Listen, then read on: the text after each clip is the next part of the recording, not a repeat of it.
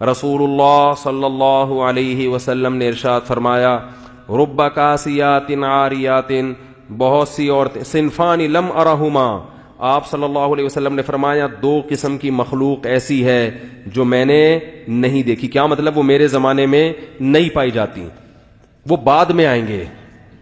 اور یہ اشارہ اس سے مل رہا ہے کہ وہ قومیں مسلمانوں میں پیدا ہونے والی ہیں.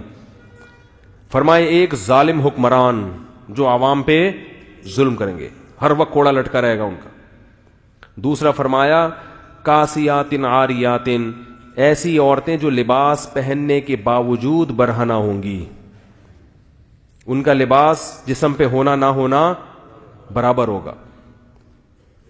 فرمایا رؤوسہن، ان کے سر ایسے ہوں گے کاسنمۃ البخت، جیسے اونٹ کے کوہان ہوتے ہیں، ایسے فیشن کیے ہوئے ہوں گے کہ بالوں کو اوپر سے اٹھا کے رکھا ہوا ہو. تو علماء نے لکھا ہے کہ ایسا چست لباس پہننا جس سے جسم کے اعضاء جھلکتے ہوں، یا ایسا باریک لباس پہننا جس سے جسم کی کھال نظر آتی ہو، اس سے یہ مطلب ہے کہ لباس کے باوجود کیا ہوں گی؟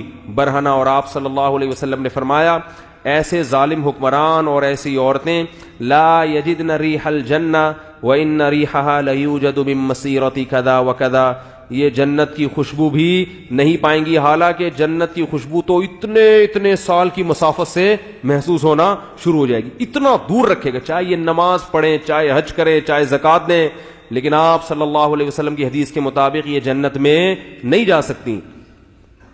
کتنا بڑا حکم ہے، مگر آج اس حکم کی دھجیاں اڑائی جا رہی ہیں.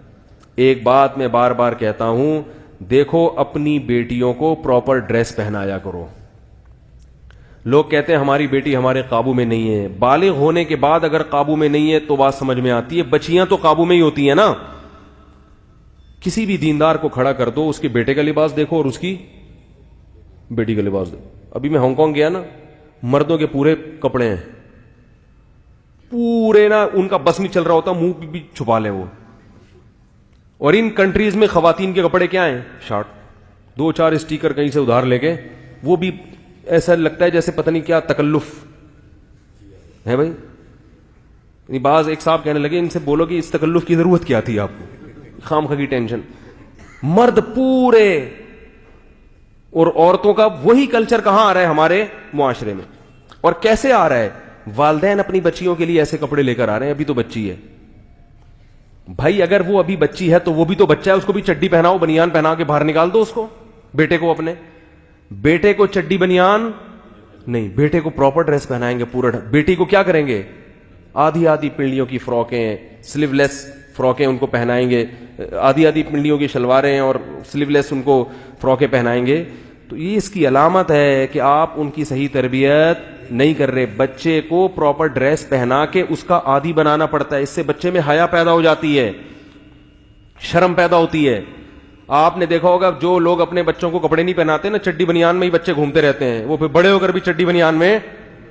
ہمارے ایک دوست نے واقعہ سنا ہے یورپ کے کسی کنٹری کا.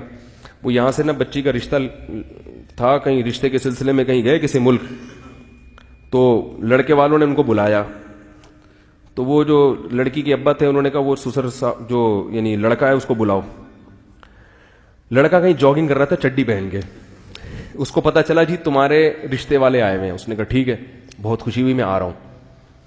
تو وہی چڈی بنیان میں ہی سسر صاحب کے آگے بیٹھ گیا، اور اس نے اپنی طرف سے یہی کیا بھائی جو میں ہوں میں وہی نظر آنا چاہتا ہوں. وہ صحیح کیا اس نے. خام خواہ میں اپنے آپ کو ایسا شو نہیں، میں ایسا لبرل ہوں، پہلے بتا دیا اس نے اپنے ڈریس سے کہ مجھ سے زیادہ توقعات نہ رکھنا، ہم یہ چڈی بنیان ہی ہمارا فیشن ہے.